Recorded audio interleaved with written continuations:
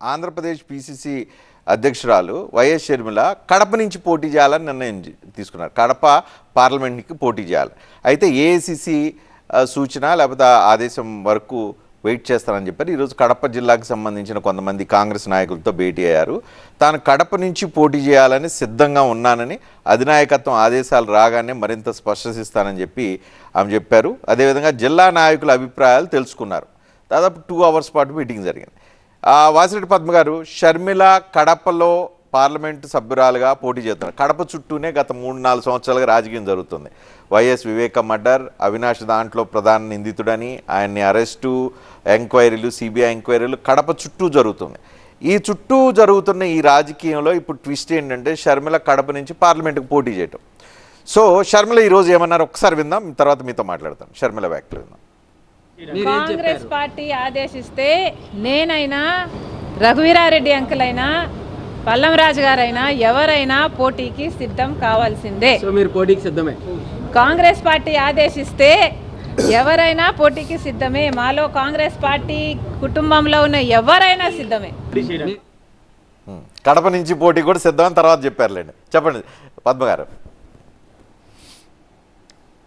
షర్మిల గారు కాంగ్రెస్ పార్టీ అభ్యర్థి మాత్రమే కాదు, కడప నుంచి పోటీ చేస్తే తెలుగుదేశం పార్టీ అభ్యర్థి, జనసేన పార్టీ అభ్యర్థి, బీజేపీ అభ్యర్థి అందరూ. ఎందుకంటే వివేకానందరెడ్డి గారి సంస్మరణ సభ ఇటీవల జరిగితే అక్కడికి వచ్చినటువంటి తెలుగుదేశం పార్టీ నేతలందరూ కూడా మేము అందరం కూడా రాజకీయ పార్టీలకు అతీతంగా మీకు సపోర్ట్ చేస్తామని హామీ ఇచ్చింది ఒక సాక్ష్యం. కాబట్టి ఉమ్మడి అభ్యర్థిగా ఇవాళ కడపలో నిలబడ్డా. అందుకనే మేము చంద్రబాబు గారి స్క్రిప్ట్ అంటున్నాం, ఊరికే అనడం లేదు.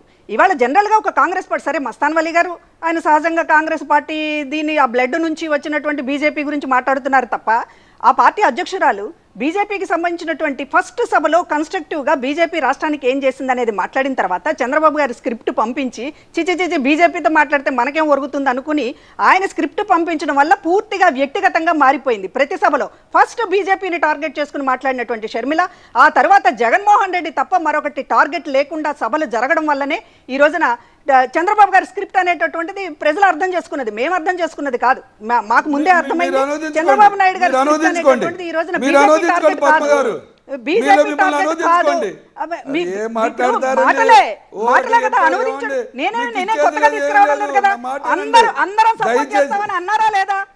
అందరం సపోర్ట్ చేస్తాం. నరేంద్ర మోడీ గారి ఆలోచన విధానాన్ని ఈ దేశంలో నరేంద్ర మోడీ విధానాలు వ్యతిరేకించే ఏకైక పార్టీ కాంగ్రెస్ పార్టీ. అది రాహుల్ గాంధీ.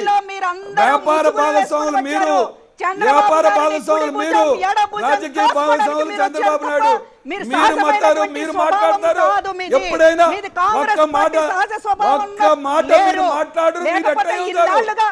నరేంద్ర మోడీ ఒళ్ళ కూర్చున్న వాళ్ళు, నరేంద్ర మోడీ కాళ్ళ దగ్గర ఉండేవాళ్ళు, నరేంద్ర మోడీ నరేంద్ర మోడీ గారి కాదంటే కేసులను బతుకుతున్న మీరు కాంగ్రెస్ మాట్లాడకుండా అర్హత లేదు. ఎవరి మీద ఉండాలంటే బీజేపీ మీద ఉండాలి. ఎవరి మీద చేయాలి? బీజేపీ మీద చేయాలట, జగన్మోహన్ రెడ్డి మీద చేస్తారట.